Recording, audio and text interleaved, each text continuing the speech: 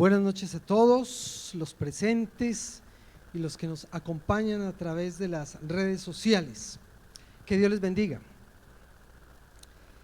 El próximo domingo elegiremos al nuevo presidente de la República de Colombia.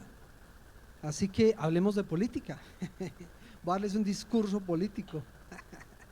Bueno, vamos a, desde la perspectiva de la Biblia, ver una escena en donde estuvo relacionada a la política. Hay un texto en la Biblia que nos puede ilustrar un poco sobre ese tema y se encuentra en Samuel capítulo 8, primer libro de Samuel capítulo 8, acompáñenme por favor, primer libro de Samuel capítulo 8.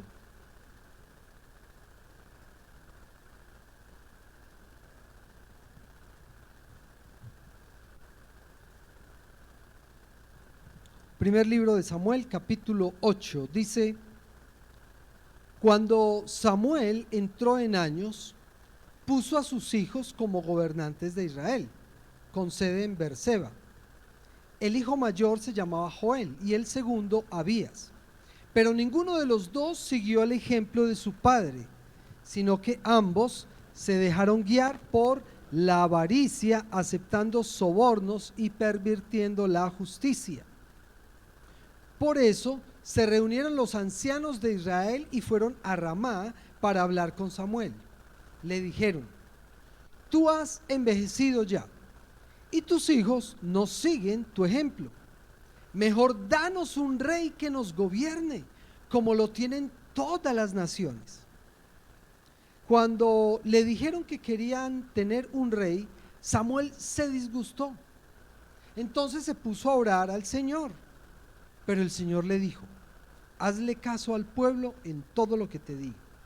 En realidad no te han rechazado a ti, sino a mí, pues no quieren que yo reine sobre ellos.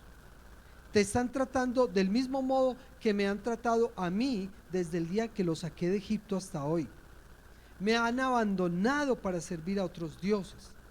Así que hazles caso, pero adviérteles claramente de cómo el rey va a gobernarlos. Samuel comunicó entonces el mensaje del Señor a la gente que estaba pidiendo el rey. Les explicó: así es como el rey los va a gobernar. Les quitará a sus hijos para que se hagan cargo de los carros militares y de la caballería, y para que le abran paso al carro real. Los hará comandantes y capitanes y los pondrá a labrar y a cosechar y a fabricar armamentos y pertrechos. También les quitará a sus hijas para emplearlas como perfumistas, cocineras y panaderas. Se apoderará de sus mejores campos, viñedos y olivares, y se los dará a sus ministros. Y a ustedes les exigirá una 10ª parte de sus cosechas y vendimias para entregárselas a sus funcionarios y ministros. Además les quitará sus criados y criadas y sus mejores bueyes y asnos, de manera que trabajen para él. Les exigirá una 10ª parte de sus rebaños y ustedes mismos les servirán como esclavos. Cuando llegue aquel día, clamarán por causa del rey que hayan escogido, pero el Señor no les responderá. El pueblo, sin embargo, no le hizo caso a Samuel, sino que protestó: de ninguna manera queremos que un rey nos gobierne. Así seremos como las otras naciones, con un rey que nos gobierne y que marche al frente de nosotros cuando vayamos a la guerra. Después de oír lo que el pueblo quería, Samuel se lo comunicó al Señor. Hazles caso, respondió el Señor, dales un rey. Entonces Samuel les dijo a los israelitas: regresen a sus pueblos. Que Dios nos bendiga a través de su santa palabra. Hasta este momento, Israel había sido una teocracia en donde el jefe supremo era Dios, y él les había puesto unos líderes llamados jueces para que los guiaran, los exhortaran y para que también pelearan por ellos y los dirigieran en eso. Pero a partir de aquí se inicia la era de la monarquía en Israel, una era no muy grata, en donde al pueblo se le ocurrió que el plan de ellos era mejor que el plan de Dios. Dios les tenía un plan, Dios les tenía trazado un proyecto y ellos dijeron, no, no, no, no nos gusta ese proyecto. Nosotros queremos nuestro propio proyecto. En este texto entonces se nos narra cómo el pueblo prefiere ser gobernado por un humano por encima del Dios Todopoderoso. Así que tomamos decisiones políticas equivocadas cuando la prioridad no es Dios. Estamos en elecciones. Atención a esto. Tomamos decisiones políticas equivocadas cuando la prioridad no es Dios. Entonces podemos preguntarnos, ¿en qué se equivocó el pueblo de Israel en esta circunstancia con sus decisiones políticas? ¿En qué se equivocó el pueblo? Primero, las nuevas generaciones se corrompieron. Versículo 3. Estaba hablando de que Samuel le delegó la responsabilidad de administrar a sus hijos. Dice, pero ninguno de los dos, versículo 3, siguió el ejemplo de su padre. Samuel era un hombre recto. Samuel fue el último de los jueces de Israel. Así se llamó todo este grupo que lideró a Israel, los jueces. Y Samuel fue el último, y Samuel también cumplió el papel de profeta. Y era un hombre íntegro delante de Dios. Guiaba, gobernaba y enseñaba con justicia. Pero sus hijos se torcieron. Y miren la manera en que se torcieron. Ellos fueron puestos en cargos de administración. Ambos se dejaron guiar por la avaricia, aceptando sobornos y pervirtiendo la justicia. Parece que estuviera hablando de política en Colombia, ¿cierto? Avaricia, aceptando sobornos y pervirtiendo la justicia. Esto parece el panorama de Colombia. Unas generaciones que se corrompieron, que no siguieron la justicia, la equidad, sino que se dejaron llevar por el amor al dinero.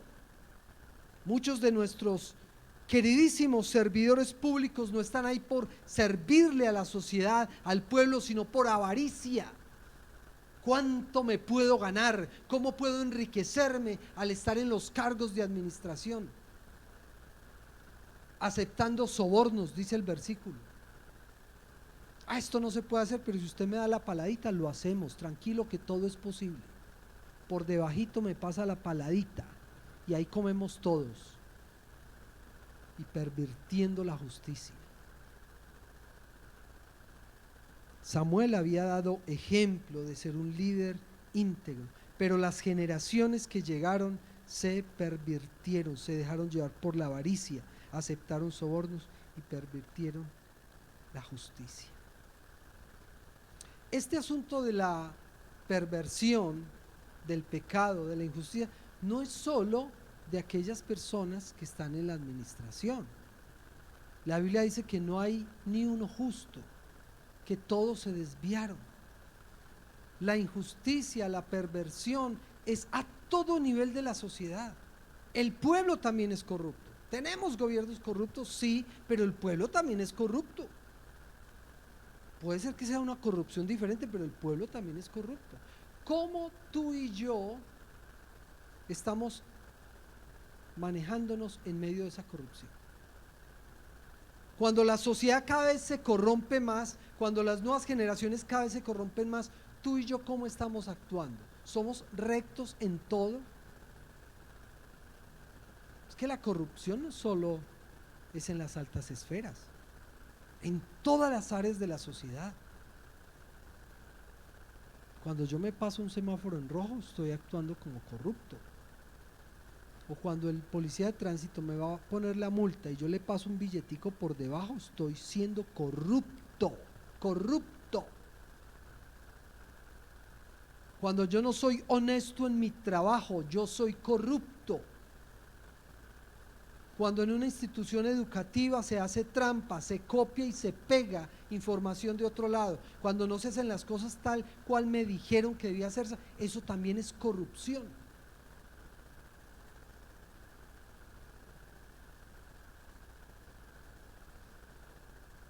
Segundo error que cometió el pueblo, que cometieron ellos, hablando desde el punto de vista político. Segundo error, pidieron un rey por moda. Versículo 5. Le dijeron, ellos fueron y se presentaron a Samuel. Samuel ya estaba viejito y los hijos se corrompieron. Entonces fueron donde Samuel y se quejaron: tú ya has envejecido, tú ya no sirves. El maltrato por la experiencia y el recorrido. Tú ya no sirves, tú ya te has envejecido y tus hijos no siguen tu ejemplo. Mejor danos un rey que nos gobierne, como lo tienen todas las naciones.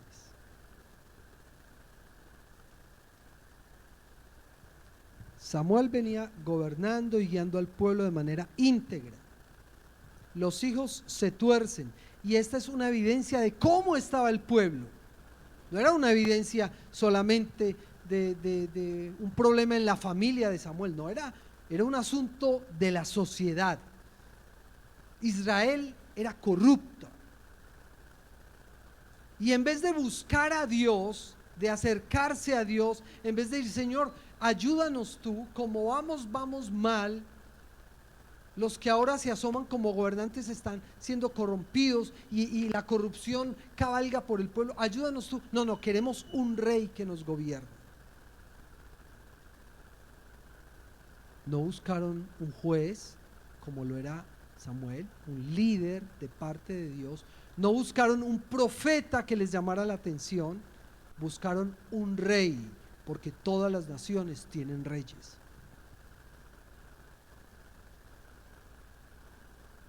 Anhelaron un líder humano y depositaron toda su confianza en ese líder humano y dijeron: líder humano, ven y sálvanos, porque a pesar de que hemos tenido un recorrido con Dios, esto como que no nos complace mucho.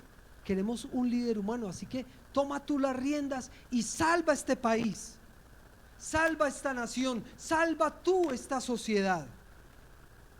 La confianza la depositaron en un hombre, en un líder, su esperanza. Le entregaron el destino de su pueblo a un hombre. Yo recuerdo en mi juventud, cuando yo cumplí los 18 años, una de las cosas que yo podía hacer era votar, y feliz, yo siempre voté, siempre. Entonces saqué la cédula y en cada elección, fuera de presidente, de senado, de alcaldía, de asamblea, consejos, todo, yo participaba y siempre lo hacía con una expectativa. Y unas veces ganaban por los que yo votaba, otras veces no ganaban, pero yo siempre tenía altas expectativas y yo pensaba, yo decía: yo voy a dar mi voto porque este candidato va a cambiar este país. Yo todo iluso, mucho iluso.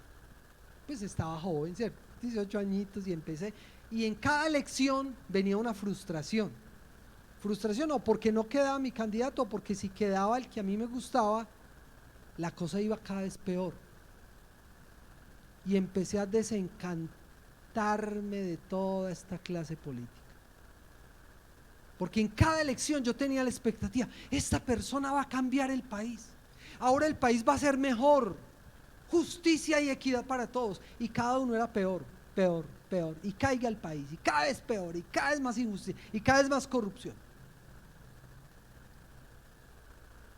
¿Por qué estamos depositando la esperanza de un país en un hombre, o en unos hombres, en los dos candidatos que hay? Venga Rodolfo, salve este país; venga Petro, salve este país. A este país no lo salva un hombre, no lo salva un hombre.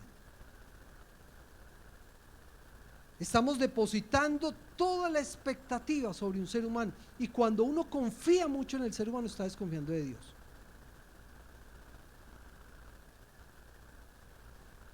Hay gente que está convencida que cualquiera de ellos nos va a arreglar esto, y los que pelean por Rodolfo dicen: esa es la salvación de este país, y los que pelean por Petro están convencidos que es la salvación de este país. Por Dios, no seamos ingenuos. 200 años de historia nos tienen que dar experiencia. 200 años de fracasos en la gran mayoría de ellos. Yo no digo que todos han sido pésimos, pero sí han sido como malitos. pronto, no sé, por ahí pudo haber un asomo de alguien más o menos, pero hemos tenido gobernantes del promedio para abajo.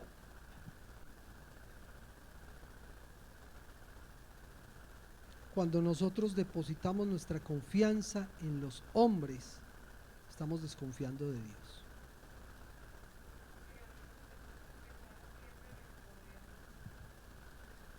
O ellos son malos o el sistema los corrompe o los absorbe o no los deja hacer nada. Pero eso, como el sistema ya está corrupto, como la sociedad está corrupta, así se asome un buen líder, es difícil. Por eso nuestra esperanza no puede estar en la política. Nuestra esperanza no puede estar en un presidente, ni en un senador, ni en un congreso, ni en un alcalde, ninguno. Nuestra esperanza tiene que estar fijada en Dios. Pero lo peor de todo esto es que el pueblo dice: danos un rey, desechando a Dios, y dice: porque es que todas las naciones lo tienen. Es decir, hagámoslo por moda, hagámoslo porque es lo que dice la mayoría, es lo que todo el mundo hace. Eso no es lo que todo el mundo hace, entonces hagámoslo nosotros.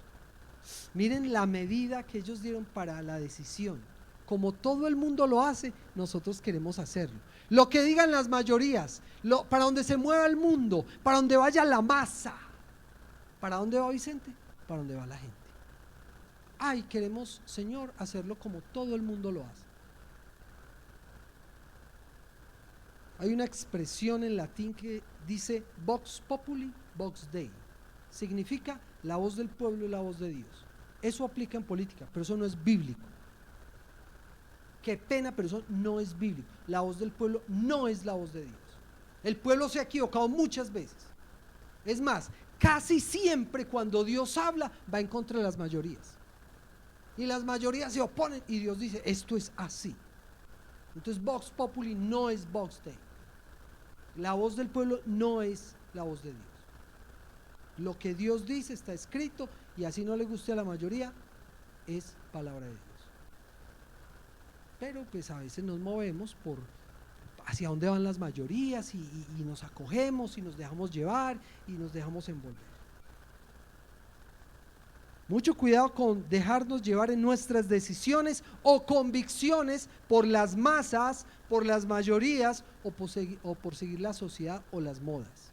Mucho cuidado, hay que tener criterio y una perspectiva bíblica. Yo ya lo he dicho, buscar la popularidad pone en riesgo la santidad. Buscar la popularidad pone en riesgo la santidad. Mucho cuidado con hacer lo que otros hacen sin analizar con la lupa de la Biblia. Tercer error que cometió el pueblo en esta escena política, versículo 7, que es la conclusión y a lo que lleva todo esto. Rechazaron a Dios. Versículo 7. Pero el Señor le dijo, le dice el Señor a Samuel: hazle caso al pueblo en todo lo que te digo. En realidad no te han rechazado a ti, sino a mí, pues no quieren que yo gobierne sobre ellos. ¿Ustedes se imaginan la tristeza, la decepción y el dolor del Señor? El Señor los sacó de Egipto, los liberó, hizo milagros, hizo portentos, los llevó por el desierto y les proveyó, los puso en una tierra prometida, los defendió de unos pueblos enemigos. Y ellos ya dicen: no, Señor, ya no queremos contigo, queremos con otro, que nos gobierne otro. Pues para eso tenemos a Rodolfo, tenemos a Petro, tenemos senadores, tenemos, o sea, unos líderes que nos van a sacar adelante. Eso sí, nos van a sacar adelante. El pueblo venía con síntomas de corrupción desde mucho antes. Recuerden que durante su travesía en el desierto fueron tercos, fueron desobedientes y le dieron la espalda a Dios. Ya venía ahí la corrupción incubándose. Rechazaron a Dios al darle la confianza a un hombre. Queremos un rey, una persona en la que va a sacar adelante este país, la que nos va a salvar, la redención. Rechazaron a Dios y dice el texto: se inclinaron ante otros dioses. Es que cuando uno rechaza a Dios, algo más va a adorar. Una persona no se queda sin rendirle tributo a, una persona siempre rinde tributo. O se lo rinde al dinero, o se lo rinde a la fama, o se lo rinde a algo o a alguien. Pero siempre un ser humano rinde tributo. Las prioridades de la vida. Se inclinaron ante otros dioses. Y el Señor les advierte, les dice, miren, es que si ustedes van a tener un rey, sí, como las otras naciones, pero eso también tiene su letra menuda. Hay cosas que son difíciles, les va a pasar esto, les va a poner cargas de impuestos, los va a poner en la guerra, les va a hacer esto, les va ta. Y ellos dijeron, no nos importa, como es idea de nosotros. Es lo que yo quiera. Y fuera de eso, miren lo que dicen, es que es increíble, para que nos acompañe y vaya con nosotros a la guerra. ¿Acaso Dios ya no los había librado? ¿Qué hizo Dios cuando los hizo pasar por el Mar Rojo? Derrotó al ejército más poderoso, o uno de los más poderosos en la tierra, a Egipto. Y ellos dicen, no, queremos un rey que nos lleve a la guerra. Es terrible, es terrible. Así seremos como las otras naciones, con un rey que nos gobierne y que marche enfrente de nosotros cuando vayamos a la guerra.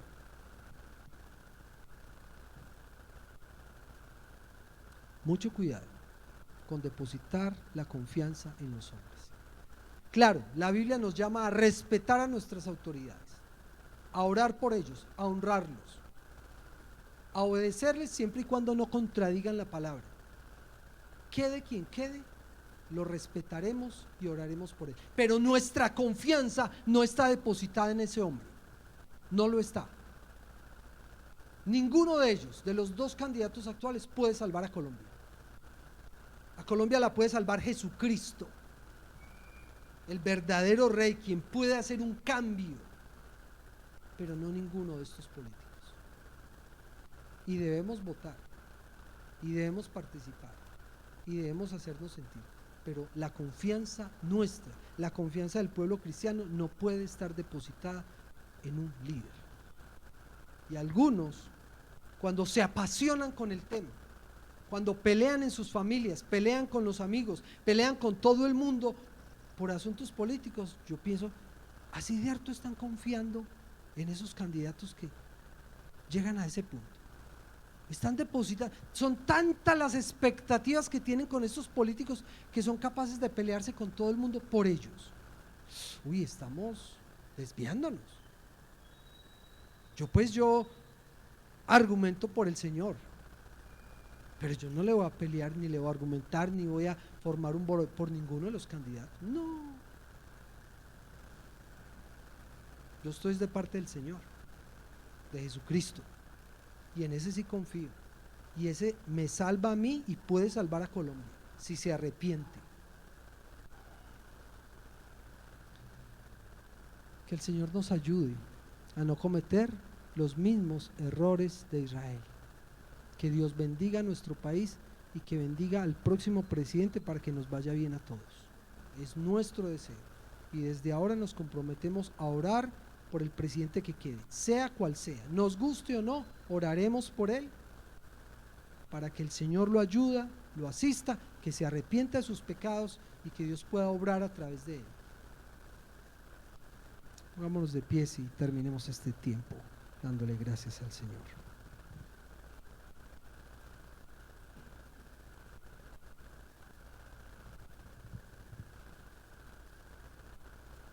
Señor, todos estos textos o este texto que hemos estudiado en esta noche nos pone a reflexionar sobre el papel que debemos cumplir nosotros dentro de todo este movimiento político en el cual estamos.